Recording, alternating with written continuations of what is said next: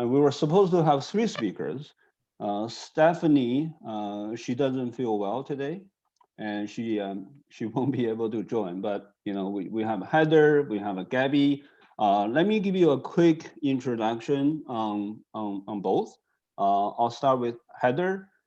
Heather is a graduated grade 12 student in the IB program at White Oak.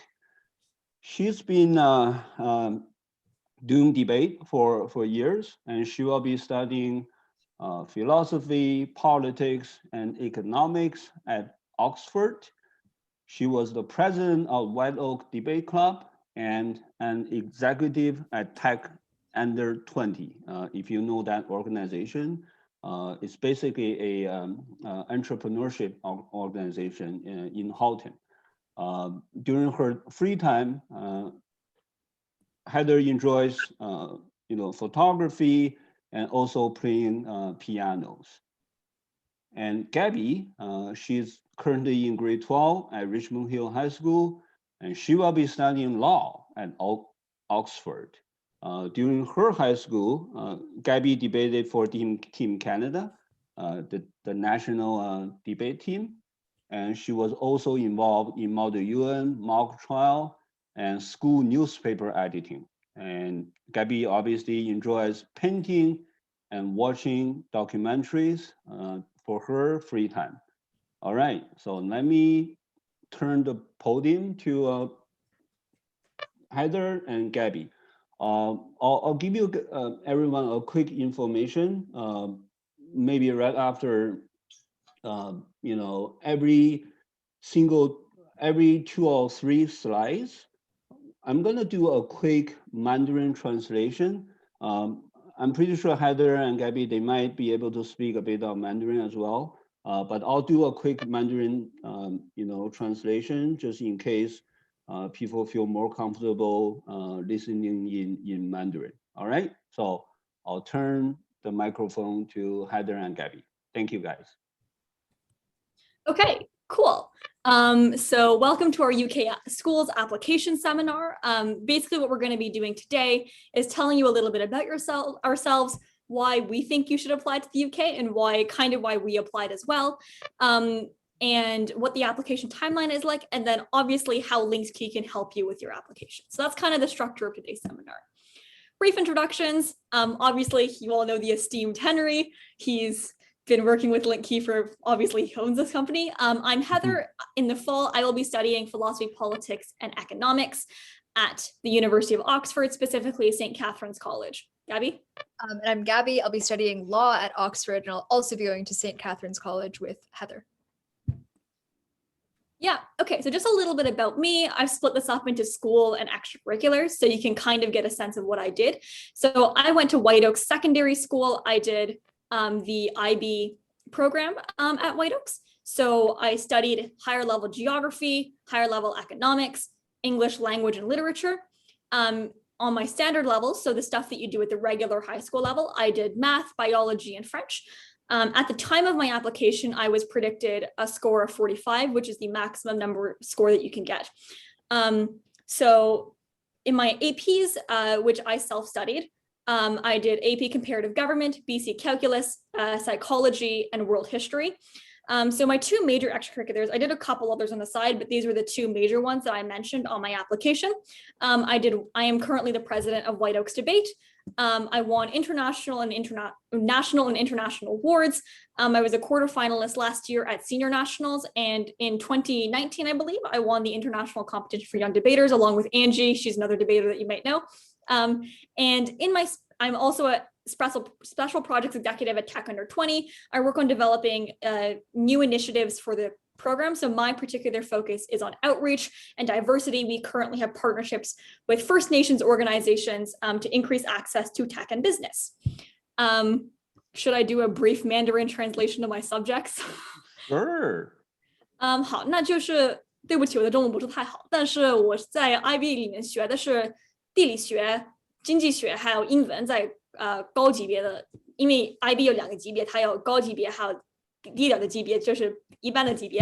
在一般的级别里面，我是做的数学、生物学还有法语。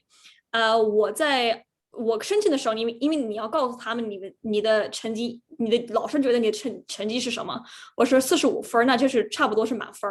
我的4个AP 的成绩就是也是个怎么说 comparative government 呢？那我就不知道怎么说了，就是又是政治学，还有是数学，还有一个历史，全是5分在这个4门里面。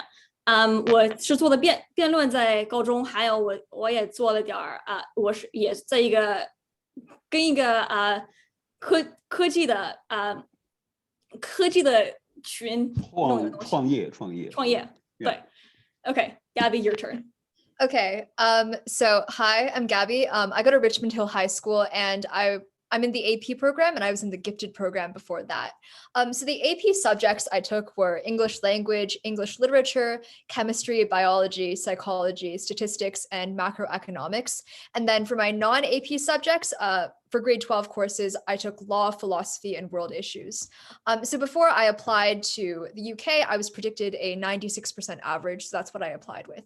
In terms of my extracurriculars, so I'm currently the president of my school's debate club, and I'm also on Team Canada Debate. So I've done a lot of competitions. I was the second speaker at Harvard World Schools. I was the top speaker at UPenn World Schools, and I won Hart House and McGill this past year. Besides debate, I've also done Model UN for a few years. I also did mock trial as part of my school's team, which is sort of like you pretend to be a lawyer in a legal case and you argue it in front of a judge. And then I was also in charge of editing for my school newspaper. I'm not going to try to translate into Chinese, but I can give it a try. I can give it a try. Gabby 是 Richmond Hill AP program 哈，这个大家知道 AP program 它是你可以选你自己想考多少门试哈。那 Gabby 应该是考了是7个哈，刚才我数了一下。就是英语的 language， 英语的 literature， 这是2门啊，一个是语言，一个是文学，然后是化学 biology 是生物，然后是心理学，这个数据统计和宏观经济哈，然后他还学了 law 这个哲学，这个世界world issues， 96分的平均分，然后呢，他的 extracurricular 是 debate。Model UN mock trial， 如果大家不知道的话，其实一句话就说清楚了啊，它实际上是一个法律领域里面的在高中阶段的一个竞赛啊。现在你可以把它想象成法学院搬到高中来啊，然后他还帮助他们学校的校刊啊做编辑工作。Okay. So obviously Stephanie is not here, but she is the third person that will be helping us. So I'll just be doing a brief introduction. She is also part of White Oak Secondary School IB program, much like I am. Her higher levels were geography, math, the type that involved it's more theoretical math rather than more practical application math. English language and literature, so same as me. SL French, business, and physics.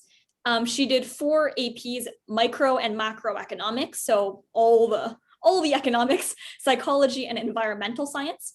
So Stephanie is currently the president of White Oaks DECA. She's a 4-time ICDC, which is the international DECA competition. She's a 4-time international DECA qualifier. She's currently the president of FBLA Canada, which is the Future Business Leaders Association of Canada. It's the largest one across the country. The Junior Economic Club of Toronto is the largest economics nonprofit that is, she's a chief executive officer of it. And then she also edits and makes graphic design for a couple of other organizations. Fun fact, she also does debate too. Right. Okay. 我想就是插一句话哈，就是大家可以注意一下，就是 Stephanie 实际上她本身是 IB 的学生，但是她还修了4门 AP 哈，分别是2门经济学，一个宏观，一个微观，然后一个心理学，一个环境科学哈。OK， 我就多插一句话。Okay. Yeah. Cool. To any questions in the chat, I think we will get back to them at the end. For sure. So yeah. Hold on to that. Okay. Oops. So this is kind of the agenda. Why apply? What's the application timeline? How do you maximize your chances? And then we'll have a question and answer session at the end. Why should you apply? This is the Whispering Bridge. It's one of the famous landmarks in Oxford as well. All of our slides are. So the first reason to apply to the UK is that it's much more transparent than American applications. So if you've read anything about the Common App, you'll know that you have to submit essays, there's an interview process, and you don't really know what the universities are looking for because it's holistic admission. So they can deny you and you don't really know why. And the difference with the UK is that it's a lot more transparent. So you submit your grades, you submit a personal statement, and the UK basically only cares about how academically competent you are. So as long as you're a good student, as long as you have passion for your subject, you do well in the interviews, you basically can know whether or not you're going to get an offer. So this means that it's easier to plan how university is going to work for you instead of having to wait forever for your like American results. You can sort of like, I guess, predict whether you're going to get into a lot of UK schools, at least like have a better understanding of it based on how you perform in your interviews and your grades and stuff. But also it's just like the whole process is a lot easier.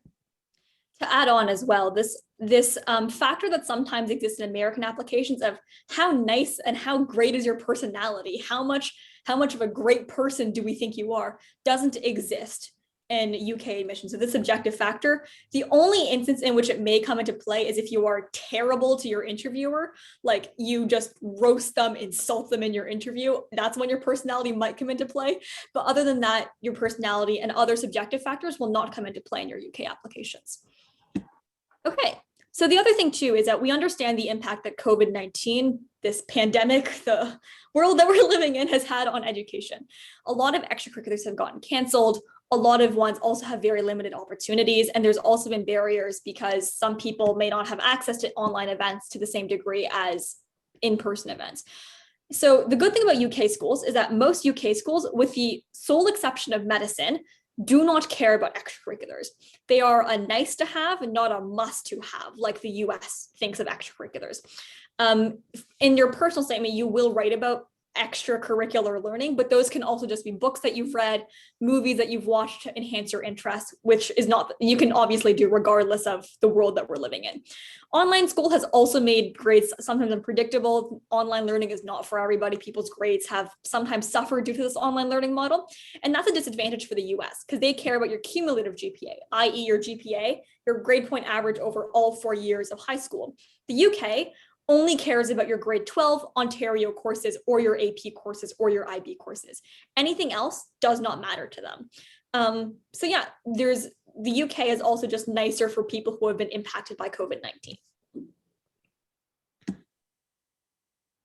Okay, there's another benefit to UK degrees as well, is that most UK degrees are 3 years instead of the typical 4 years. We'll go into why this is later, but you basically save an extra year of living costs and education. There are some degrees that are 4 years. However, by the end of this degree, for example, the Oxford chemistry degree is 4 years, but by the end of this degree, you don't graduate with a bachelor's, you graduate with a master's in chemistry. So you are essentially able to get what would take most people 6 years in 4 years as well. The other option for a 4-year degree is what you have 1 year of work experience in the middle, which is what it's called a sandwich degree. It's not offered by a lot of universities, but that is another option as well. Should we do the Mandarin translation here or more slides after? Yeah, I can do a quick one. Can you go back a couple slides? Okay. One more. I think there's one more. Yes. There you go. Okay. Gabby 讲这个 slide 的时候，他强调的是，就是我们如果去看英国大学的申请跟美国大学的申请的最大的不同呢，就是英国大学的申请相对来讲，它的预测性可能会更强一些哈，那它的透明性也会更强一些。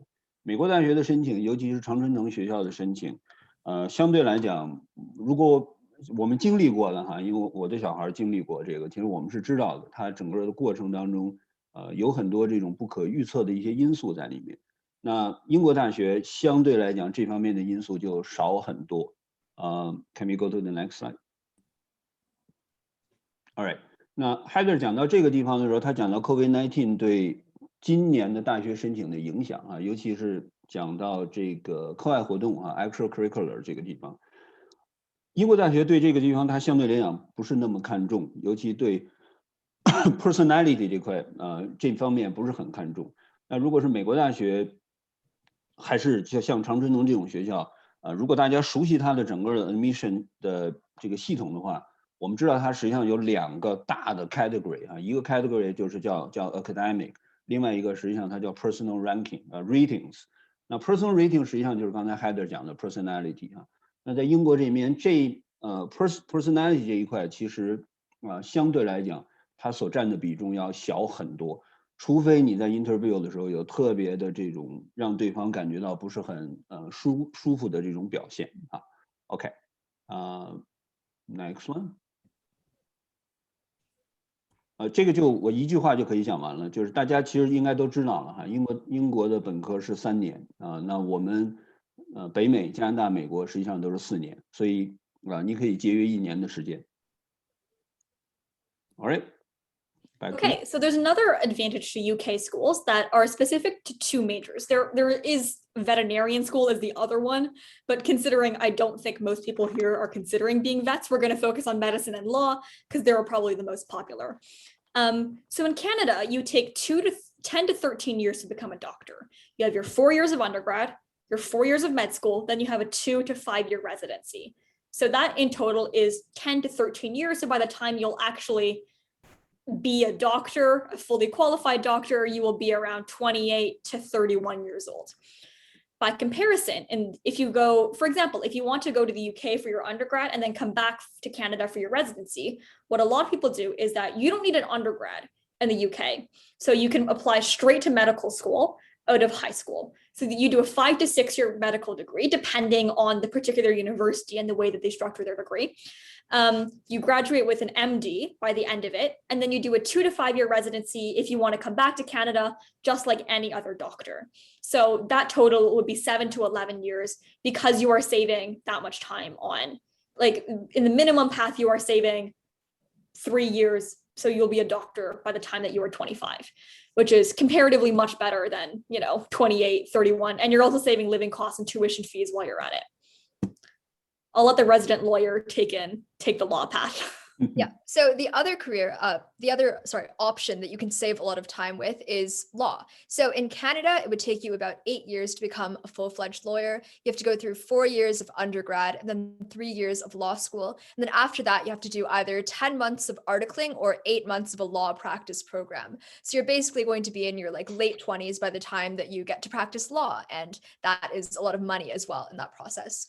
If you choose to do the Canada and UK split path, you spend 3 years doing law, studying law in the UK. And then if you come back to Canada, you can either take the National Committee on Accreditation exams, or you can complete a course at U of T, Osgoode, or Ottawa, or any other law school, basically, which helps you meet the requirements to become a lawyer. And then you have to do the same articling thing that you'd have to do in Canada. But in this process, you manage to save 3 years compared to the Canadian option because you don't have to go through law school on top of undergrad. Yeah, and I also included the maximum number of time for the National Committee on Accreditation exams. If you took modules or you self-studied for these exams over the summer, you could also possibly complete these exams in 2 months instead of a year. It's just the maximum number of time that is expected is a year at maximum. So yeah, there's that too. Okay. So yes, Gabby, this is still you. Okay. So another really great thing about UK schools is the specialization that you have to do. So UK schools don't have breadth requirements. And that's actually one of the reasons that I chose to apply to the UK in the first place. It's because if I went to a liberal arts school in the US, I would have had to take science courses, math courses, a bunch of things that wouldn't have really helped me once I become a lawyer, and courses that I'm just not that interested in. So the benefit of going to the UK is that you can go really in depth into your chosen major right away. So it's basically the only thing that you study for a couple of years. And this is good if you know what career path you're going to go down, but a possible caveat to this is you do have to choose a major right when you apply to university, and it's kind of hard to switch out of the major once you choose it. So if you know what you want to do with your life, then I suggest applying to the UK because it helps you get there faster. Yeah. So this is Oxbridge specific. So Oxbridge is an acronym that stands for Oxford and Cambridge. So 牛津剑桥. basically, there's one teaching feature here that is very, very specific to Oxford and Cambridge and is renowned across the world. So you'll be familiar with the lectures that universities used to teach, right? So these are, it's similar to Canada and the US, lecture halls, hundreds of people all listening to the professor write on the chalkboard and say their notes. So that's how some big concepts are taught, some things that don't really require direct contact.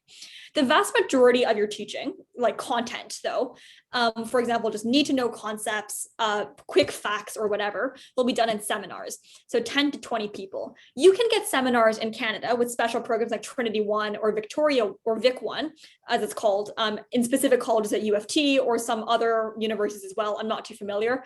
But this is where the majority of your content will be taught, regardless if you get into those special programs or not at Canadian universities. This is a guaranteed if you get into Oxford and Cambridge. The one very special thing now is what are called tutorials. So tutorials are you being one-on-one with a professor. For example, and these, by the way, these aren't just like random doctorate students and like TAs that they've just like recruited and forced to teach you for like a small amount of money. These are actual tutors. For example, they're actual professors who are qualified in their field. For example, my politics tutor at Oxford will be Louise Fawcett. She was the former head of the Department of Politics and International Relations, was once the deputy headmaster of St. Catherine's College, and is a renowned expert in her field. She is responsible for making sure I know all the content, giving me feedback on my essays, working me through all the logic and arguments that I'm making in my essays. This one-on-one teaching feature is unique to Oxford and Cambridge, and this is key. It's mandatory for every single student. So it doesn't matter how, everyone's going to get access to the system. Everyone will have one-on-one tutors in each specific subject that they will be in. Okay. So I'll just kind of briefly talk about the career outlooks for Stephanie and me, and then I'll let Gabby take over. So for economics and management, which is her major, it's known for producing investment bankers. Canary Wharf is the equivalent of Wall Street in the UK, and people who work at the London Stock Exchange. So you think of Harvard as well, with its Goldman Sachs, Morgan Stanley kind of oriented people, and you have the same for the economics and management major at Oxford, kind of funnels people into the UK equivalent. My degree is philosophy, politics, and economics. You may have heard of this degree because it is one of the most famous ones that came out of Oxford. The previous Prime Minister, David Cameron of the UK, and many other top senior officials in the UK have done the exact same degree that I have. So it's known for producing civil servants. The head of the BBC the former head of the BBC also was part of my degree. So there's lots and lots of different career opportunities as well. So yeah, Gabby. Okay. And for my course, law, it's a qualifying degree for becoming a barrister or a solicitor in the UK. So basically, once you get your law degree, you can just basically become a lawyer pretty soon if you want to practice in the UK. If you wanted to practice in the US, for example, then Oxford does actually have very high admittance rates for like law schools in the US if you want to go there. Another great thing about the tutorial system that Heather mentioned in the last slide was like you get to build really strong relationships with your professors that is really helpful for like letters of recommendation if you want to get them for like if you want to study after your undergrad degree. So all of this means that you get like lots of experience, and also it puts you ahead of the game if you want to go into studies or work afterward. And also a key thing about UK schools is that you get access to the EU job market, and it is much more internationally minded. Despite what Britain might like to claim about leaving the EU and no longer being part of that single market, it's just there's still plenty of job opportunities for UK graduates to work in the EU because of how integrated Europe is as a whole. So we have access to a much more international job market. And the other thing about UK schools too is especially schools like the London School of Economics, they prepare you to work internationally. That is their goal for you. It's not to stay in the UK. They are very internationally minded degrees, and you will benefit from that. Okay. Okay, yes. can I do a quick yes. translation? Let me just scroll back. Go back 4. Here, I think. There you go. OK. 迅速的我用中文简单的把刚才那几个幻灯片说一下啊。那这个是讲的，主要是这个和下一章主要是讲的这个英国大学和北美大学的毕业的时间哈。那这章呢是讲的我们的医学专业。如果你是在加拿大学医，那么4年本科4年医学院，然后2到5年的这种住院医啊，就是实际上就是在实习啊，那加在一起是10到13年的时间。如果你是在这个英国读呢，它没有本科和这个医学院的分别，它是5到6年，直接就是一个医学的专业，就可以毕业了。然后还是2到5年的住院医啊，那加在一起是7到11年。所以比在加拿大这边，如果是学医的话，直到你真正能够成为一个这个行医的医生哈，大约应该可以节约3年左右的时间。OK。这个是关于法学院哈。如果你在加拿大读法学的话，4年本科，3年法学院，然后大概10个月、1年左右的这种practice，实际上就是实习见习哈。那差不多加在一起是8年时间。那英国也是一样，它没有本科和法学院的区别，就是直接就是3年，3年之后你就拿到一个法学的学位，但是你要做一个这个，如果你回到加拿大的话，哈，你要做一个，就是这个地方叫 National Committee on Accreditation， 这个是法学专业的一个课程啊，大概1年左右的时间，然后再加上10个月的实习，所以是5年。那比加拿大这边可能还是要节约3年左右的时间。OK， 我move on。这个是专业了。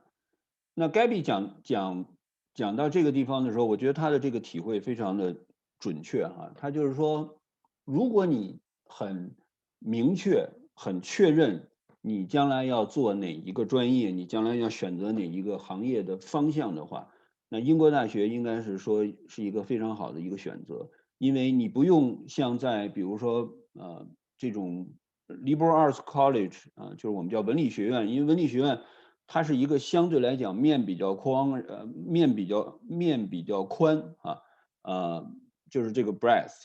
那你要学很多这个各个领域的这种课程，那英国就不是，你直接就学你自己的这种将来你已经确定好的你这个专业方向，这样的话就可以节约很多时间。当然，它也有一个相对来讲的这种弱点，就是说，如果你不是很明确你要将来这个学习哪个专业，或者将来从事什么样的专业方向，那可能你在选择这个英国学校的时候，你在专业方向上可能会有一点点的这种不确定性。All right, let's move to the next one. 这个是他们英国学校的这种整个的教学体系哈。英国学校有一点点有意思的地方，就是说首先它也有一个大的教室上课，然后它也有seminar， 大的教室大概是上百人，seminar 就是小一点的，像我们今天这种的叫 seminar， 但我们今天人比较多哈。他这个学校的 seminar 一般是指10到20个人。那还有一种，它叫 tutorial， 他管 professor 就叫 tutors， 所以他会有这种1对1的教授直接跟学生之间的这种应该是叫导师了，就是这样的一个导师的这样的一个机制哈。我觉得这个是非常好的，是它的一个应该蛮鲜明的一个特点。All right, so back to you, Heather. Oh, one more. Yes, this slide. OK， 这个是他们3位的将来的一个职业的规划哈。Stephanie 今天有点不舒服，身体不太舒服，所以没有参加啊。那 Stephanie 的特点是她将来是这种 business， 就是我所谓的商务类的哈。将来比如说他会不管是在英国的这个证券交易所啊，或者回到北美华尔街呀，那么这个是他将来的职业方向。那 Heather 是 PPE， 大家如果知道的话 ，PPE 实际上是Oxford， 就是牛津大学很著名的一个专业哈。英国很多位这种从政的都是从 PPE 毕业的哈。前任首相 David Cameron， 大卫卡麦隆是吧？就是 PPE 毕业的哈。他很多这个从政的人都是从这个专业毕业的。那 Gabby 是法学专业啊，法学专业。然后另外一个特点就是说，如果是英国的学校毕业之后，你是可以有机会留在这个欧盟市场的。所以虽然说英国现在在这个脱欧的这个过程当中啊，但是它还是可以可以将来你可以拿到这个欧盟的市场的工作的经验。OK。 Okay, cool. I'll continue. So we're going to kind of briefly walk you through what the UK application looks like. And then after we'll tell you exactly how LinkKey can help and why we think that you should join LinkKey for us to help you with your application. Okay, so there's a couple components to your written application. So these three are what gets submitted to all universities. So in the UK, unlike the US, you can apply to a maximum of 5 universities. In the US, I think you can apply to a maximum of 20. Not the same case in the UK, only 5. So your application to these 5 universities consists of 3 parts. Firstly, your personal statement. This is a 4,000 character statement, which basically says, why are you applying for the major that you've indicated, right? Why are you applying about it? Why do you like it? What books have you read? What have you done? What's your knowledge base on this subject? That's what this personal statement is. Then you have 1 teacher reference. So, teacher reference, your teacher, pick a good teacher that likes you, will to say how amazing you are. And then the other thing is a list of your qualifications. So qualifications in the UK kind of means all the courses that you've taken over the course of your Ontario diploma, your current IB grades, what courses that you have IB grades in, your AP scores, your SAT scores, if you have them, any kind of thing that the university can use to assess you numerically. So kind of the deadline for all of this. So Oxford and Cambridge medicine and the veterinarian schools have a deadline by October 15th. And all other deadlines for UK universities are January 15th. So basically, did I indicate this here? Yeah, so I'm just going to kind of talk about non-Oxford and Cambridge universities. So with the exception of medicine and law, this written application, that 4,000 word personal statement, that teacher reference, that your list of qualifications, that is all that you submit. So that is the only thing that UK university will ever know about you. So that's all that they'll ever get to know. And you need to perfect these statements because the London School of Economics, which is one of the major humanities schools, will reject you if your personal statement is not good enough and not up to standard, right? So you need to really work on polishing that statement.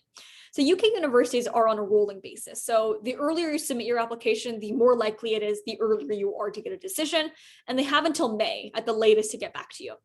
For medicine and law, so for medicine, you have to write the biology. So the BMAT is the acronym. I don't fully remember what it stands for. And the LNAT for law, which is the Law National Admissions Test or something. That.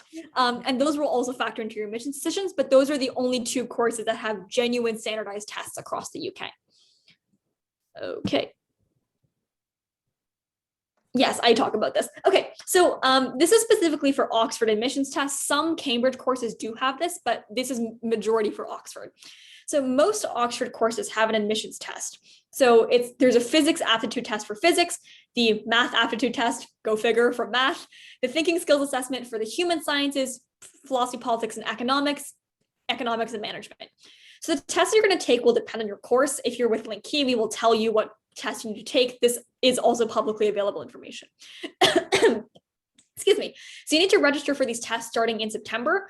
By the latest October 15th, I registered for my tests like September 5th. So the earlier that you register for these tests, you should. Don't wait until the last day to register. Please don't. You take these tests on November 4th or 5th. I think it's November 4th this year, if I'm not mistaken, but sometime early November. If your test does not, if your thing does not have a test, Oxford will most likely ask you to submit written work so they can see an example of how you write and how you argue in your essays.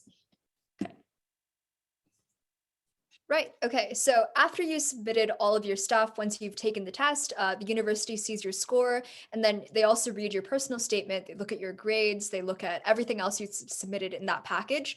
And basically now it's time to narrow the field down into people that they want to take. So this is where interviews come in. And oftentimes it's the most stressful part of the application process. So somewhere in late November or early December, Oxbridge will email you and let you know if you got an interview. And at this this stage, about a third of candidates get an interview, and from the pool that get interviews, they offer places to about a third of those people. So once you get an interview, you have like a 30% chance of getting in. Interviews take place a couple of weeks after you get notified of your interview, so you have some time to prepare. And these interviews are a massive part of your application decision. So basically, it'll be like 50% of what they consider, the other 50% being like your personal statement, your recommendation, your grades, everything else. So if you do poorly on your interview, that's really bad for you. Like you're probably not getting in. So it's really important to prepare for these interviews in advance. And then in mid-January, you'll get a decision on your application. So either you'll be accepted or rejected. Yeah. And these are not like US interviews where they ask you, oh, why do you want to apply to this university? Like, what's kind of your interests? No, I got asked, how do you think global hegemony will help with the COVID-19 pandemic? So they ask you to analyze pretty intense topics, right? And they ask you how you want to think. Like I also got asked to solve the trolley problem, which is like a philosophical problem that people have been debating over for like a very long time now. Obviously, I did not solve the trolley problem in my interview. That did not happen. So yeah. Okay. Do you want to do the translation now? Yeah, sure.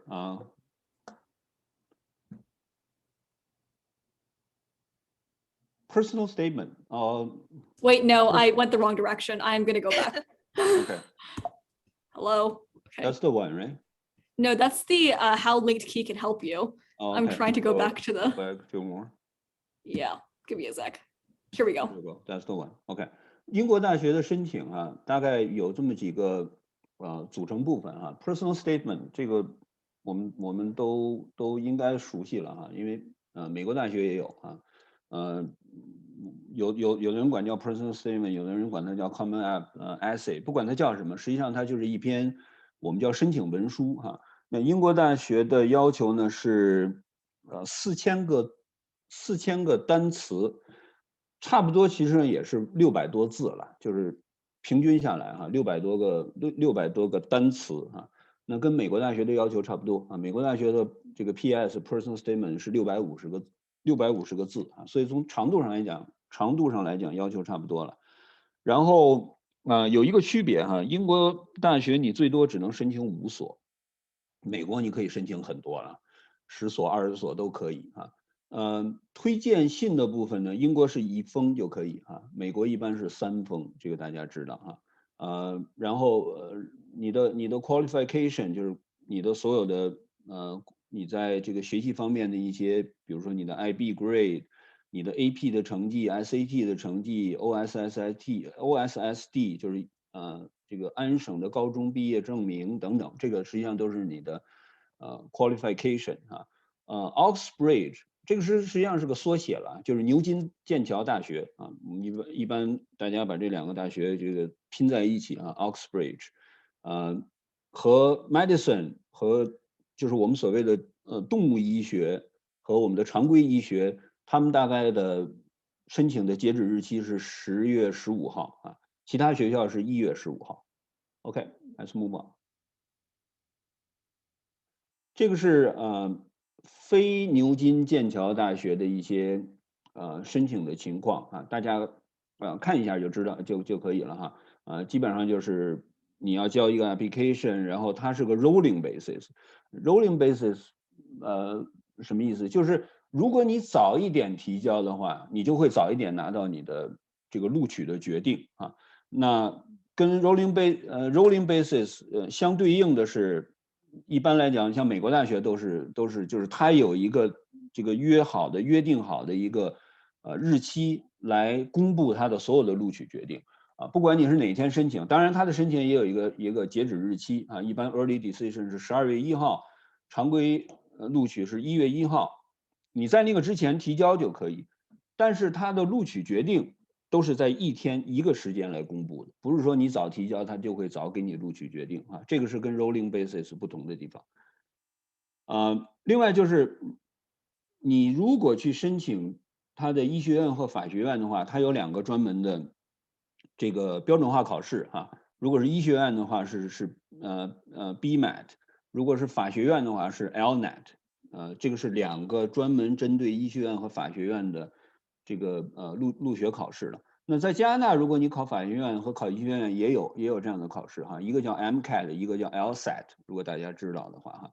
但那2个考试都是针对的是本科毕业之后的学生，或者说是大概已经到了本科3年级的学生哈。那这个考试是针对这个本科之前的学生啊 ，High School。OK， 这个是 Oxford 就牛津大学的录取的考试啊。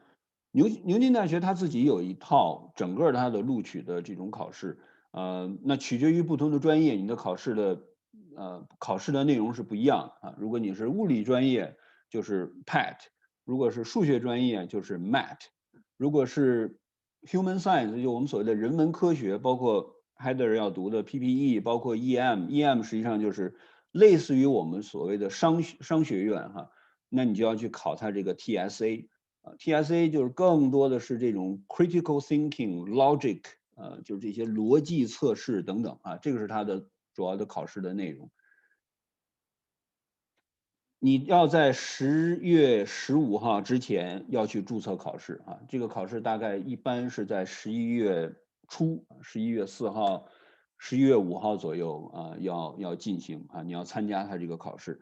如果当然你没有考的话，他会要求你去写一个书面的东西给他哈。但我们一定会建议大家去参加这个考试。如果你有些课程没有考试，就是我觉得 archaeology 和 anthropology 是一个专业，他们没有一个考试。如果你的专业没有一个考试，你一定要给他们一个 essay 或者你写过的东西给他们要看一眼。但是如果你的课程没有一个考试，有一个考试，对不起，有一个考试，还有你不参加那个考试，还有你没告诉那个剑桥，或者你没告诉剑桥一个牛津或者一个真的原因，像我刚被一个车撞了，或者有些东西像那样子。如果你不去那个考试，你的申请你就不能申请了，他们就把你的 application 扔到垃圾桶去了。对，基本上没有机会了。对，Heather的意思就是说，因为他有一些专业，相对来讲不是特别热门的专业，它没有一个指向的，就这个指定的考试哈。那刚才我们说这些专业，比如说物理啊、数学呀，包括人文科学啊，这个都是有它专门指定的考试。但如果你的专业没有指定的考试，那你可能就写一个 essay。那如果有指定的考试，像我们刚才说的这个 TSA 这种考试，那你不考的话，那基本上你的申请的这个概率就会很小很小。Okay, we'll go to your question after we're done the presentation. All right. Interview， 英国的 interview 跟美国大学有点不一样哈，它大概只邀请1/3左右的人参加。换句话说，他会先去 assess， 就是先去评估你整个的申请材料。那申请材料当然就包括刚才我们说的你的qualification， 你的 PS personal statement， 包括老师的推荐信等等啊。那他只会邀请1/3的人来参加 interview。换句话说，就这1/3的人，他是认为的竞争力是比较强的啊。那另外那2/3就基本上就没有机会了，因为他不邀请你参加 interview 哈。那美国不太一样，美国通常来讲，都会或者说大多数都会拿到 interview 的机会。当然今年有一点不一样啊，因为疫情的关系啊，他们邀请的人会少很多啊，但往年是大多数人都会有 interview。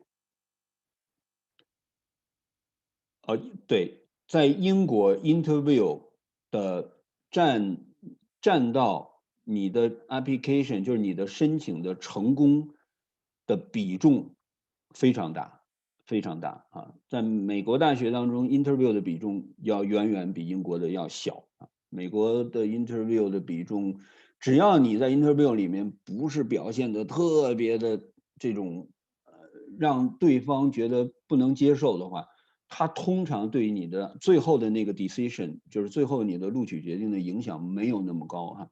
但英国的所占的比重会比较大。Okay, cool. Basically, we're going to tell you how LinkedKey can help you maximize your chances of getting into Oxford and Cambridge. Okay, so the thing about the personal statement is that for most candidates, this is the only piece of writing that you will ever have that the university will see. Linked can help you polish your essay to demonstrate that you're a passionate candidate who's smart, who's paid a lot of attention to your subjects, and has demonstrated the qualities that you need to succeed at university. The importance of this statement cannot be understressed. For Cambridge, it's a university, like I'm certain some of you will be considering applying to Cambridge. It's a university that doesn't have standardized tests for a lot of its subjects. The way that they assess whether you are a good candidate or not is solely from your personal statement. You need to tailor it specifically to how Cambridge wants you to write your personal statement. The London School of Economics, it's another great school. Sometimes it's ranked right up there with Oxford in terms of the humanities and business and social sciences. They have a list of criteria on their website about what they want to see in a personal statement. If you don't meet those criteria and if you don't demonstrate those skills, in the bin your application goes, right? Linkkey can help you tailor your application to meet those criteria and make sure that you stand a really competitive chance of having your personal statement stand out among the crowd. Okay. Yep. So the next thing we can help you with is test prep. Compared to something like the SAT or the ACT, the admissions tests for Oxbridge are not as transparent. So you can't just buy a book on like LNAT prep, for example, because they just aren't that many resources available. So what we can do is that we have been through the test, so we can help you anticipate what questions are going to come up and strategies that you can use to score well on the tests. This is especially important since most of the admissions tests cover first or second year university content, so you really need to know your stuff. The question on the right is actually taken from the physics aptitude test from 2019, and while I'm not a physics student, it seems like a really hard question. I think Heather can attest to that as well. So. Yeah, I went around and chased a couple of my friends who did higher level chemistry and higher level physics and was like, hey, is this a question that you can do? And they were like, maybe if I have like an hour to sit down and do this, which, you know, you're not going to have on your physics admissions test. And while obviously me, Gabby, and Stephanie do not hold any qualifications in physics, the team of Linkkey tutors, this is why we also wanted to work with Linkkey, because they have a team of tutors who are qualified in AP Physics, AP Calc, AP, all these kinds of AP subjects at the university level, and they can help you dedicate and prepare for these kinds of tests. Again, I see the questions in the chat. We'll answer them at the end. Okay. Lastly, on interviews then. So as we already said earlier, if you get to the interview, it basically makes or breaks your application. And the way that interviews work is that it's not just some like random admissions officer like it would be in the US who's just trying to like get to know you as a person. It's like professors who are experts in your subject that are asking you to like to try to see how you think and to ask you to like justify your thinking, for example. So in my law interview, I got a legal case half an hour before the interview. I got a statute, and basically the entire interview was asking me to apply the statute to the legal case. And they asked me a bunch of questions like, is it ever moral to torture terrorists? And like, you basically have to answer those questions as the interview goes. So the way to prepare for interviews is you want to get somebody who's familiar with the interviews to like practice asking you questions so that you know how you should respond, so that you know how to keep calm under pressure so you don't freak out when you get to the interview. And so once you get familiar with the curveballs that might get thrown at you, you're going to have a leg up on the interview compared to other people who didn't prepare. Oh, one other thing that I want to mention for the admissions test is that these are not like the SAT. You can't take them over and over again. You get one shot at them and that's it. If you do badly on that one shot, goodbye, right? You need to be really well prepared for that one test, and you can only take it in the fall of your grade 12 year. So this isn't something that you can kind of space out with the rest of your application. It's grade 12 fall. It's grade 12 fall, one shot. That is your admissions test. So that kind of concludes our presentation. So as always with the vast majority of our, like as with the US ones, you have what we are calling free 15-minute free consultations where you'll meet with either me, Gabby, or Stephanie, and we can kind of say if you'd be a good fit for the UK or not. So scan the QR code right there, pull out your phones, your phone cameras, scan the QR code right there to schedule a free 15-minute consultation. And yeah, that's our presentation. So Q&A section now. I think we should answer the questions. Yeah, the can you chat. go back Right. few slides? Yeah, let me do a quick Chinese Okay, give me a sec. translation. For some reason, my laptop does not understand the keys for moving back and forth, so I have to use the arrows on the bottom. Okay. Maybe just the keyboard. All right. So, how to maximize your chances， 就是怎么样能够最大化你的成功的概率了啊。那这个里面实际上就是几个组成部分。我个人认为 PS 就是我们所谓的 application essay 啊，就是申请文书，你怎么强调它的重要性，可能都不过啊，不过分，非常非常重要。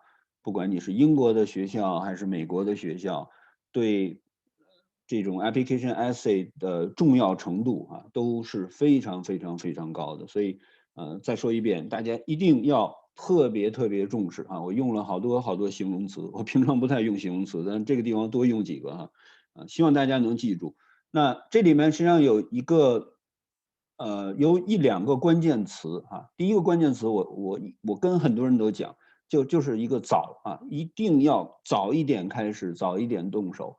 我们一般会建议大家六月份结束你的这个常规学校的学习之后啊，就是11年级的6月份结束之后，马上就应该开始你的这个大学申请，尤其是文书的开始要着手你的文书的这种写了。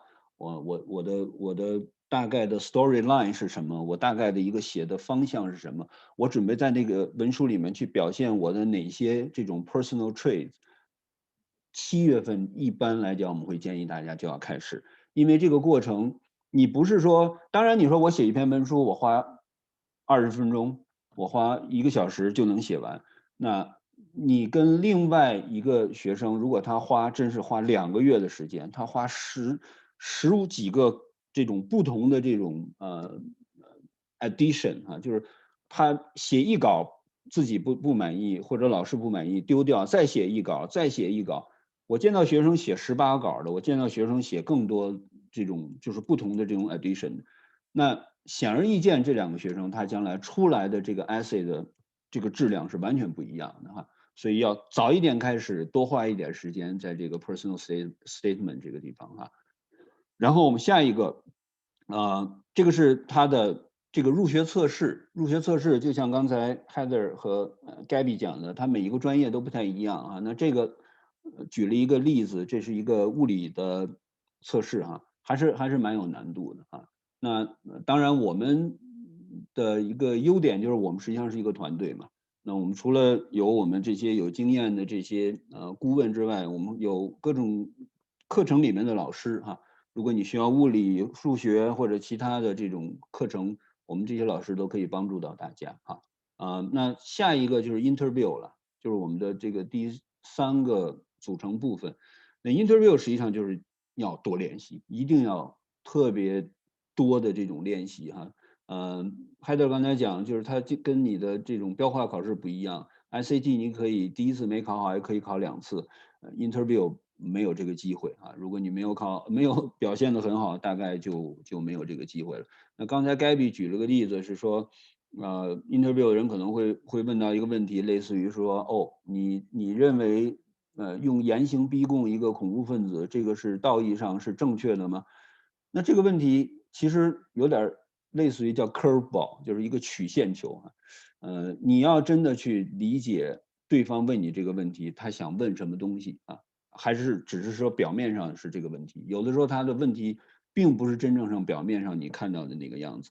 另外一个，英国大学的做面试的跟美国不太一样哈。美国大学一般是用校友来做面试哈，就所谓他的这个 alum。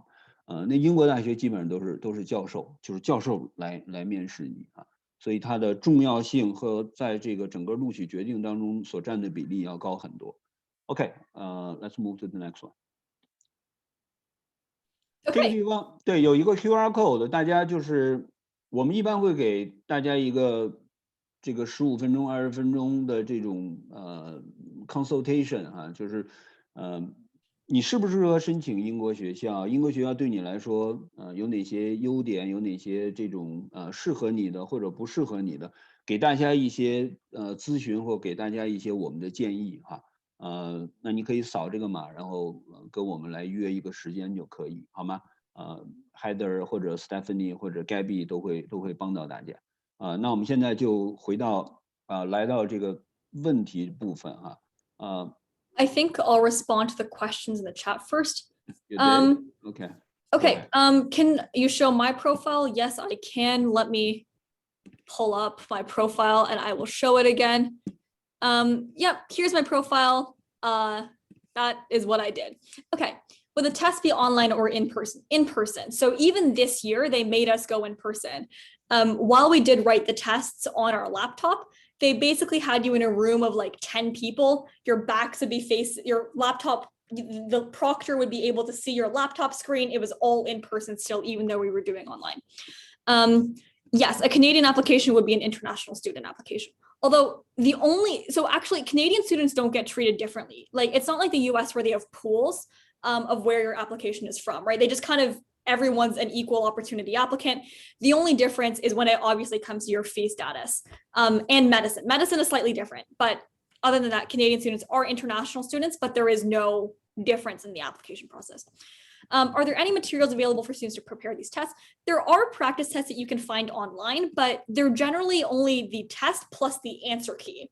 So it's not super helpful in terms of preparation. Like obviously there are videos that you can find that explain the concepts, but they're just more like general Khan Academy physics videos rather than specifically dedicated for these. Gabby, how did you prepare for the LNAT and your interview?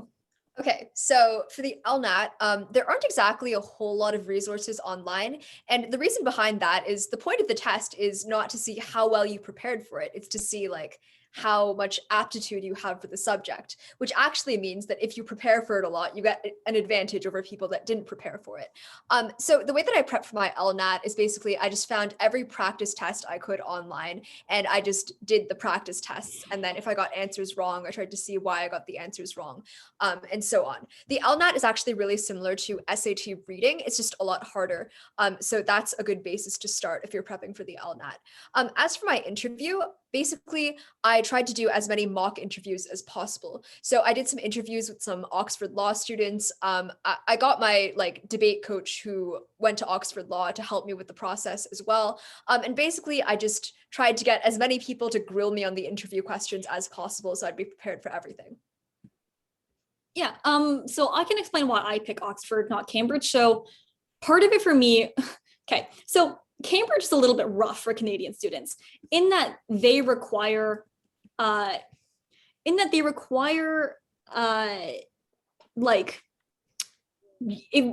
your OSSD, they require you to do either 5 AP exams, have a score of 5, or they require you to be above a 40 in IB.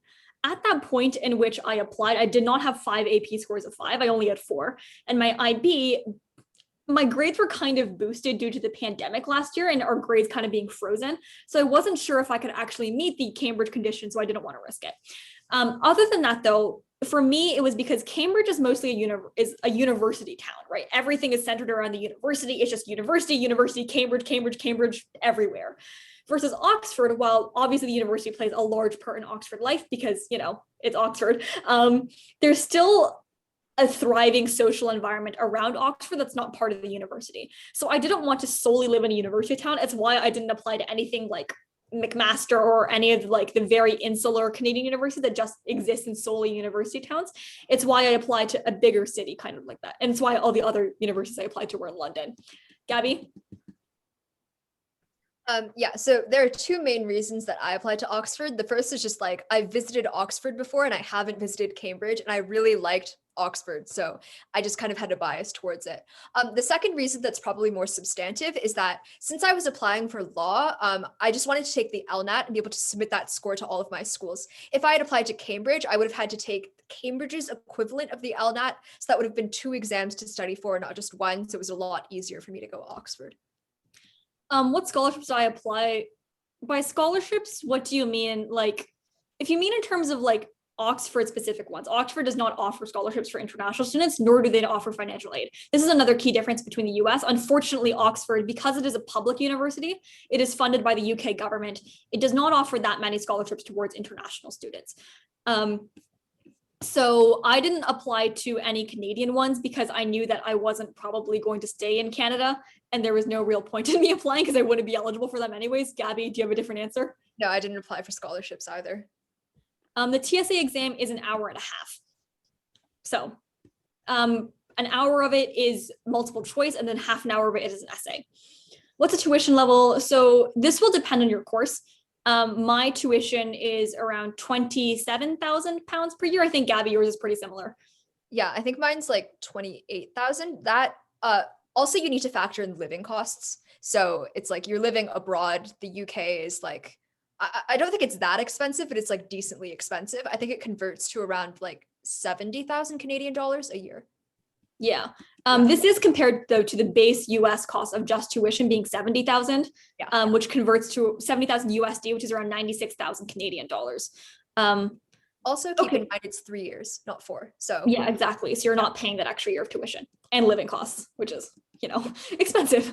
Can I share how I prepared for my interview? So I was lucky enough to have someone who went to my school last year who did basically the exact same thing process as me. So she applied last year, so she kind of did a mock interview for me. Other than that, basically what I did was just kind of guess what the questions would be. I just sort of, like when I was answering questions, I kind of pulled up a list of like previous questions, and I kind of, obviously I didn't really have anyone to practice this with. I just kind of walked through a step-by-step process of how I would answer if I was answering out loud, because I kind of knew what they were looking for from my friend that I had previously, done the practice interview with. But that's just kind of how I practice. And yes, let me go to the QR code again. Here. Okay, so there's a question sent to me in private, actually in Mandarin Chinese. The question basically is the similar one as the previous one. Can you compare the tuition between the UK and the US schools? And is there any scholarship and financial aid? So I think Heather, you answered that question. The second part of the question, for the first part, how would you compare the tuition between the UK and the US? So 我就说基本的学费，英国是差不多43万加币。美国的如果你没有financial aid 或者那些东西，就是差不多96万加币。no 那96万，对不起，我的96千，但是9万6千，英国的是4万3千加币。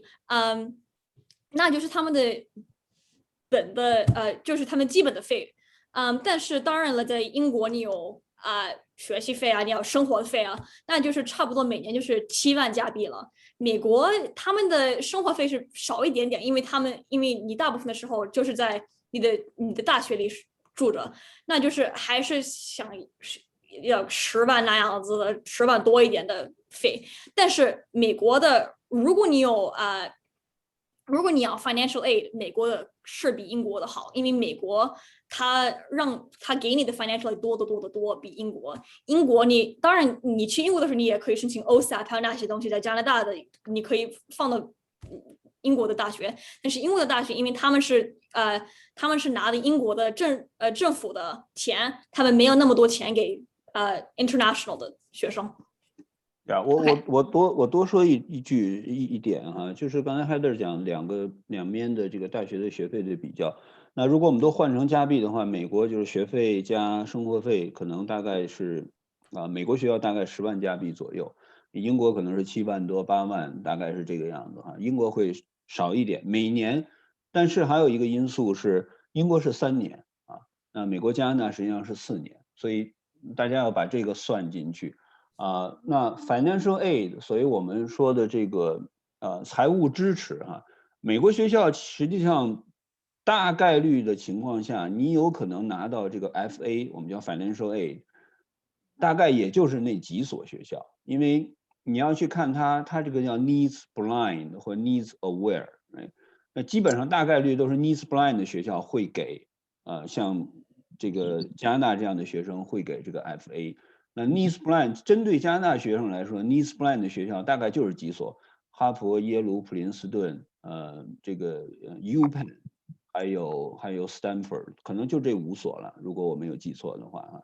那其他学校都是 NEES Aware。NEES Aware 的学校，你申请 Financial Aid、FA 的概率其实也并不高的啊。我就补充一句。这么吓人。Okay, we can move on to the next question. Sorry, somebody is currently unmuted right now, and I don't know if you mean to be, Okay. but just check if you're muted or not. Is a recording of this meeting going to be shared somewhere? Will it be? Well, we'll see. We'll have to get permission and consent from Heather and Gabby, but we'll see. What other universities did I apply to? So I apply, and also Gabby, I applied to London School of Economics, University College London, and King's College London. And I also applied in Canada. I applied to U of T, McGill, U of Ottawa, and Queen's. I applied to like 5 American schools, but got rejected by all of them. So, there's that. And yeah, Gabby. Yeah, I had the same UK choices as Heather, so UCL, KCL, and LSE. I had pretty similar Canadian ones. I applied to U of T, McGill, and Western. And then I also applied to a bunch of American ones too. Okay, so is there a limit to the number of programs you can apply to? Yes, you can apply to 5 programs maximum in the UK. So in Oxford and Cambridge, so you can only apply to either Oxford or Cambridge. You can't apply to both. And within Oxford and Cambridge, you can only apply to 1 program. So, there's a limit of 5 max in total. So if you apply to 2 programs at UCL, those count as 2 spots. You can't apply to more. The other thing to add is that you should probably stick to the same major for all the schools that you're applying to. So the difference between the UK and something like Canada is in Canada, you can apply to like everything. So I can submit an application for business and like comp sci if I wanted to. But in the UK, your personal statement about a specific subject goes to all of the universities you apply to. So it doesn't make sense if like a program on like physics receives your personal statement about business. So you should stick to the same subject. Yeah. So I got a question in my direct messages. So if you're in the IB system, do UK universities credit your grades upwards like the US? For example, would your grade 10 marks be credited as grade 11 ones? So no. Firstly, the US doesn't do that, right? They don't credit your grade 10 marks as grade 11 ones. They see them as 2 separate diplomas. Your IB diploma marks would be separate versus your Ontario secondary school diploma marks. And in terms of giving you credits for university, like AP and IB higher level subjects do, the UK does not do that because their degrees are only 3 years to begin with. And what you would use your higher level and AP credits for in terms of breadth requirements to satisfy those like other subjects, those don't exist in UK universities, right? So there is no breadth requirements for you to use your AP and IB credits on. Will the universities be able to see what other programs I apply to? So the answer is no, but there's a caveat. If you apply before October 15th, LSE, UCL, and all these other universities will know that you applied to Oxford and Cambridge because no one else is ever going to submit their application before October 15th. The way that you get around that is by submitting, because you can add universities later on, right? You can't edit your application after, but you can add universities you want to send your application to. So send in your Oxford application, October 14th, October 13th, and then after the Oxford deadline has passed on October 16th or 17th, then add in the other universities. So then, because they'll only get their application, after the Oxford deadline, so they won't know that you applied before it. So no, but yes, kind of is the answer to that. I got a direct message. I think this one's for you, Heather. People noticed that on your and Stephanie's bios profile actually. Yes. You both took some AP tests, right? Given you both are IB students. The question is, as an IB student, do you have to take AP tests and how important that be? No, you don't have to. I did it because my parents wanted me to, not because I was particularly just roaring to take AP tests. The one thing that I will say that you might want to take AP tests for is, for example, if you are applying to a major that requires, if you're an IB, this is specifically for IB students, if you're in a major that requires higher level economics, sorry, not economics, math, but you don't want to take HL math because of the horror stories that you've heard from us old IB kids, you can take AP BC Calc as a replacement for your requirement for HL math. It's comparatively much easier, and the grade boundary to get a 5 is much lower than it is for higher level mathematics. So in these specific instances, I would say taking an AP course is maybe worth it, but in general, no, you do not need APs if you have IB. And also for Oxford, you don't even need AP or IB to begin with. So Angela, what major did I apply to? I applied to philosophy, politics, and economics, so 3 majors. How many APs should be taken for Oxbridge if you were not an IB? So, okay, this depends on the university. So Oxford requires 3 APs, all 3 with a score of 5. So if you're only thinking of applying to Oxford, for example, if your chosen major isn't available at Cambridge, don't bother applying to Cambridge and don't bother looking. You need 3 APs, all with scores of 5. So you can have more if they have scores that are less than 5, but minimum of 3. For Cambridge, they require 5 APs with scores of 5. So it depends on the university. I would say if you're not sure which one you want to apply to yet, go with the Cambridge standard, because other UK universities also typically use the 5 APs of 5. So just take 5 APs if you're not currently an IB at a minimum. Obviously, if you want and you have the time, feel free to take more. The other thing to note there is that there are also SAT and ACT requirements, I think, if you're applying to Oxbridge. So I think the SAT requirement is somewhere around 1,400, and the ACT requirement is a 33, I believe. So try to aim for those scores. Oxford is a 1470, so aim for 1,500. Yeah. So do you know if UCL, LSE, and KCL have AP requirements? So they don't, okay, so to be clear, UCL, LSE, and KCL can have, you can apply only with your Ontario Secondary School diploma. You do not need your, you do not need APs, you do not need IB, you only have to have your OSSD. That being said, if you do want to apply with your, with AP scores, these universities, LSE doesn't require, obviously the requirements for each university are very different. I can't speak to all of them. I just know that UCL requires 5 APs, LSE requires 5, and KCL requires 3. So but again, you don't need APs to apply. Your Ontario diploma is more than enough. Yes, I can show Gabby's profile. Here we go. And so I got a direct message when you apply to university. How did I know my IB score? I got told my predicted score by my teachers. You can ask for it and they will give it to you. How does Oxford require the ACT and SAT? Okay, so basically if you look, I think this is where a lot of the confusion is coming in, but you can apply with, I had 3 sets of qualifications when I apply. So they evaluate each set independently. You can apply with American qualifications, Ontario ones, or IB ones. So I used my American ones because they were the most complete. So if you're applying with your American qualifications, you need an SAT or ACT score. So I had an SAT score of 1540. You need a 1470. Above that, they don't really care what you get as long as you meet the minimum. So obviously list all of your qualifications because it lets you look at you multiple times in your application. It gives you multiple ways to be considered. But Oxford, no, does not require the ACT and SAT if you are applying with your Ontario diploma. If you want to be considered on the basis of your AP scores, yes, you need ACT and SAT. Yeah. So I actually applied through my Canadian qualification. So I submitted all of my diploma grades. And the thing to note is that if you get an offer, they might give you multiple options to how you can meet your offer. So the way an offer works is basically you are accepted to the university, but to get a spot to study at the university, you have to fulfill whatever conditions they give you. So my offer had 2 conditions. Either I could get my diploma with an 85% average, or I could do 3 AP tests with scores of 5 and have a 33 on the ACT.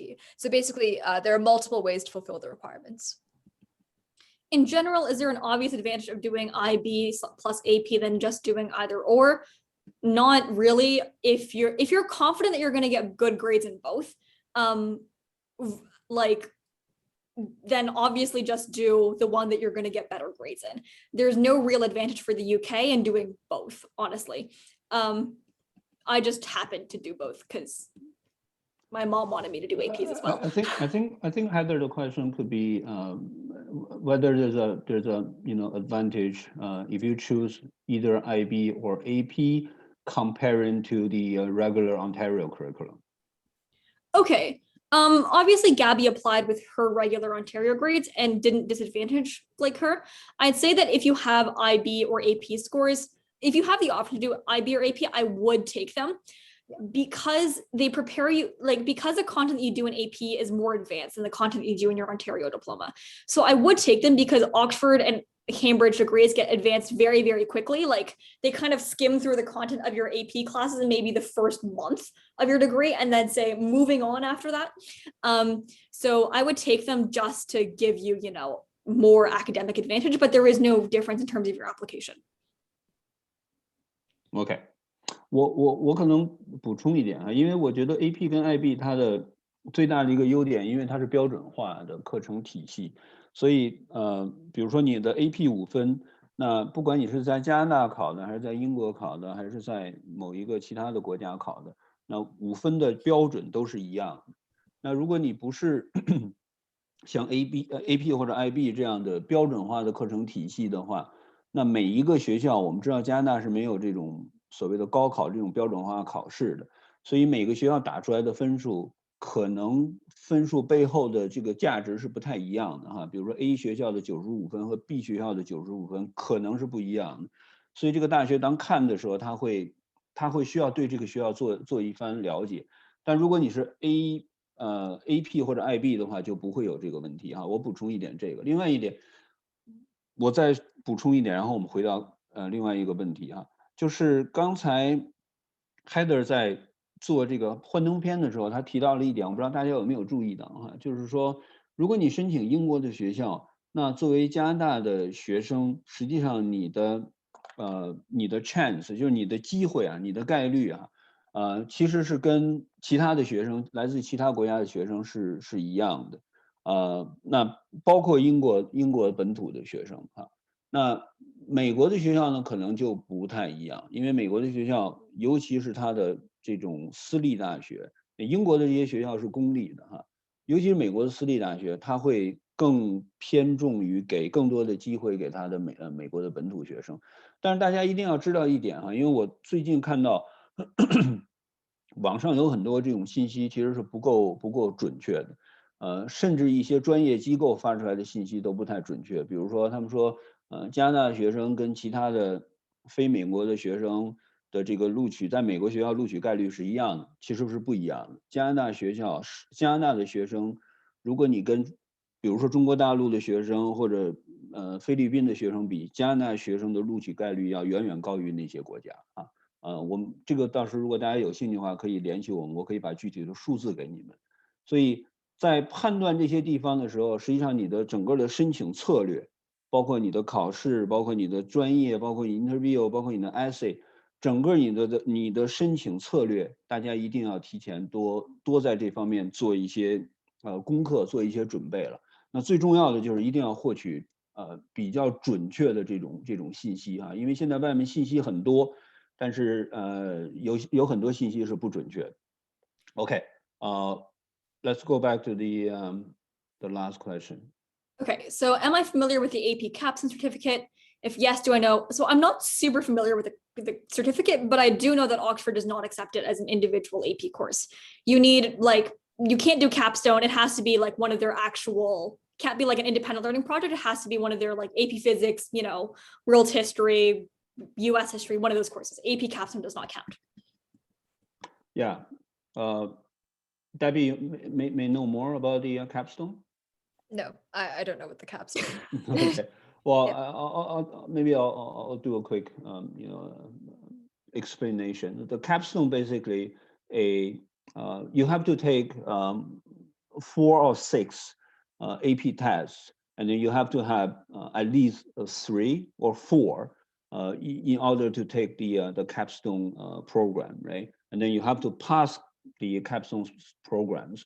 There are 2. One is called AP Seminar, and then the other one is called AP Research. And then you need to pass 2 to get your AP diploma, which is a certificate, right? I don't think it's must to have. You don't have to have it. Yeah, I don't know anyone who's done it. And I don't think it's definitely not necessary. So, oh, sorry, that was okay. If you were an IB program, you do not need an AP score. No, you do not. Is taking multiple APs beneficial, or would the 3/5 minimum requirement be valid as enough?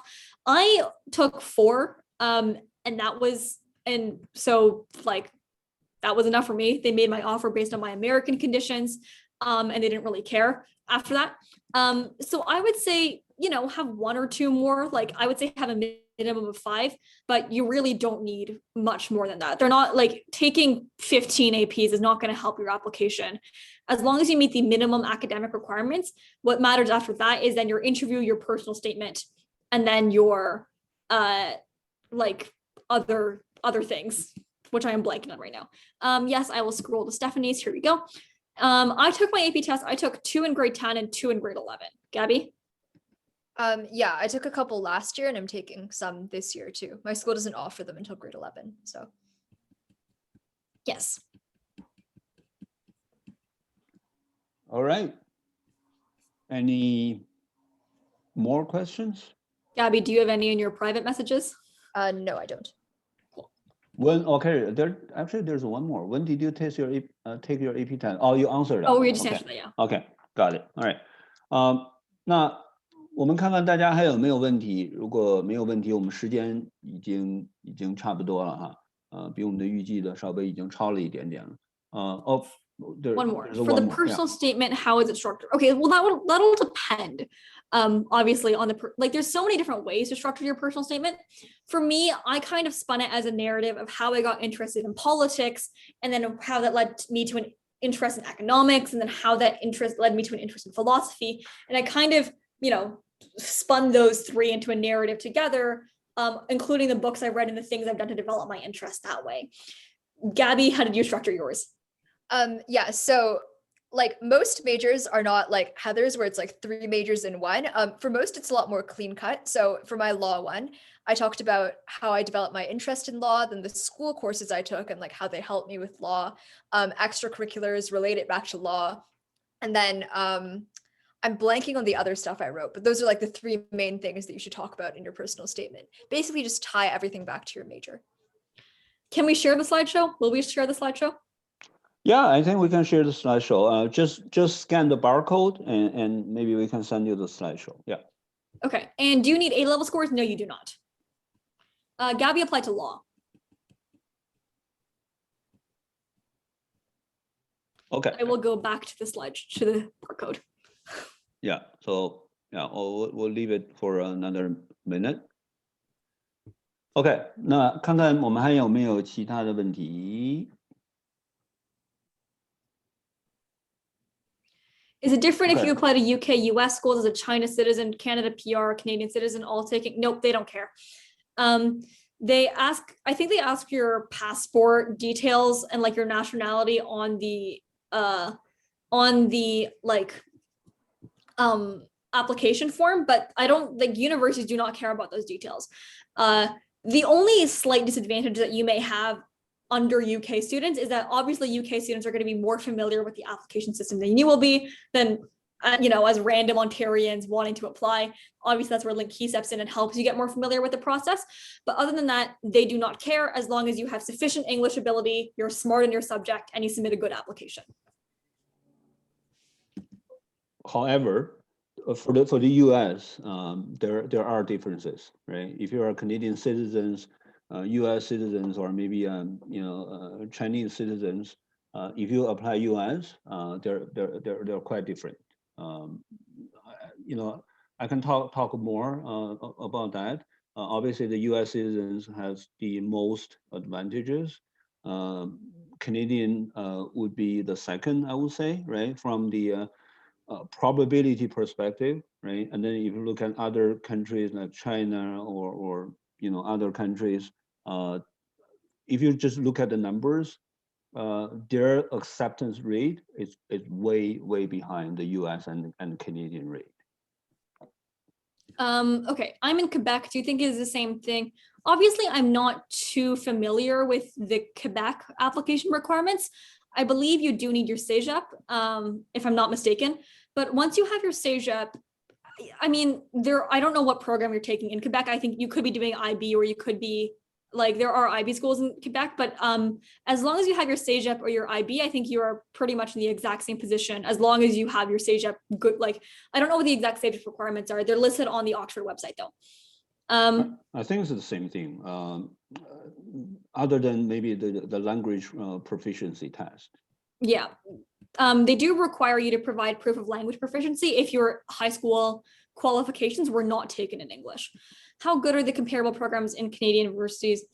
Okay, so U of T McGill obviously have very good political science and economics programs. The key difference for me though was that I wanted one-on-one attention because I like talking to people, right? I didn't want the kind of lecture hall, 200 of you guys sitting in the lecture hall just listening to a prof rattle on about the board. I wanted the individualized attention that you could get from experts in your particular field, right? And obviously Oxford, and the thing about Canadian universities, especially when it comes to the humanities, is that they focus a lot more on their grad programs. So the master's and doctorate programs at U of T, McGill, Queen's are far superior compared to their undergrad programs. I did not want to feel left out just because I was an undergrad. Therefore, I decided to apply to a university that also has a very heavy undergrad focus. Yeah, for me, like in terms of law, it's not even comparable. Like you can't study undergrad law in Canada and you have to go through like a political science degree. And then after you do your political science degree, like you have to apply to law school, and like some people don't even get into law school. Whereas if you go into the UK, it's just like a direct stream, you get your law degree. So it's a lot better. Okay. Are we going to answer this last question? Do we have time for this one? Sure, we'll take one more, yes. Okay. We'll take one more. What made us want to apply for Oxford, Cambridge? I think I'd kind of always wanted to study in Europe because for me, I'm doing the philosophy, politics, and economics major. I think this major is quite recognizable in Europe in and of itself. So like partially it was the allure of the prestige of this degree. But the other thing too was that Oxford is renowned for its social sciences worldwide, right? It has a kind of renown that it's not like, that's not present in terms of Canadian universities. You have access, like, in the beginning that we were mentioning kind of the Bodleian Library and, fun facts about the Bodleian, but honestly, the fact that it has to have access to every single UK book that's ever been published and you have all of that for free at your fingertips is something that even though the U of T boasts an impressive library collection, they cannot boast anything similar to Oxford, right? So just the vast amount of knowledge that is at your fingertips with literally 1,000 years of history since the university has been around that long. It's something that is unique to Oxford and Cambridge and can't be replicated by any Canadian university. Mm-hmm. The other reason I applied is just like the town is beautiful. I guess that's not a very substantive reason, but just like the architecture is great there. It's also a lot safer compared to a lot of US schools. So great destination for uni. Okay, so if you only have IB scores, no AP, do you need to submit SAT? No. If you only want your IB scores, you do not need an SAT score. So my major is philosophy, politics, and economics. Yeah. So no physics anywhere. It's called PPE. Yes. Yeah, it's one of the most famous majors for Oxford. I got a 1540 on the SAT. Which is a great score. All right, so I guess we're gonna maybe wrap up here. There's another one come in. Heather, you wanna take the last one? Oh God, okay. So I'll just answer Jean's really quickly. Yes, the graduation rate of Canadian universities is lower because they accept a lot of people, but then try and push people out. This especially applies to U of T programs. U of T is notorious for that. But again, at any top university, if you were a good student, you will be able to keep on going regardless of what university you go to. So that's more dependent on the student. How easy is it compared to US universities to transfer to other subjects when you find? So that's one of the caveats of applying to the UK. You can transfer to very similar majors. For example, it's relatively easy for me to transfer from philosophy, politics, and economics to either economics and management or history and politics. However, if I decided, no, I don't like the humanities, I want to become a biology major, I'm not going to be able to do that, right? I'd have to reapply just like any other student would to the university. I would not be guaranteed a spot. So the US universities, it is far easier to transfer your major. In the UK, it is not. So if you're not sure what you want to apply to, there are a couple of broad degrees in the UK. For example, the human sciences degree mixes political science with biology and anthropology. There are kind of broad degrees, but if you are not sure what you want to study, I would not recommend applying to the UK. All right. Okay. So let's wrap up here. Thank you for Heather and Gabby. The great presentation is pretty impressive. I learned a lot actually. Yeah, thank you so much for both of you. And thank you everyone for coming. If you guys have further questions, feel free to reach us out, right? Scanning the barcode. We do have another seminar tomorrow just to introduce Linky's summer program. 我用中文再讲一下，感谢大家哈，我们今天就到这里了。然后大家有问题的话，可以扫这个二维码哈，跟我们联系，然后我们尽量给大家更多的这种针对你个人的一些建议哈。那今天因为我们只能是给一个比较宽泛的一个信息的一个分享哈。那针对每一个个人的情况，可能我们要了解你的个人的状况，然后我们会给你一些个人的建议啊。所以你们可以扫码，然后Gabby、Heather 或者 Stephanie 可以帮大家给你们一些这个针对你个人的建议，好吗？然后明天我们有另外一个 seminar 是介绍我们的夏季的一些课程规划，你们也可以来参加哈。那感谢大家今天然后谢谢 Heather， 谢谢 Gabby， thank you so much. Have a great night, everyone.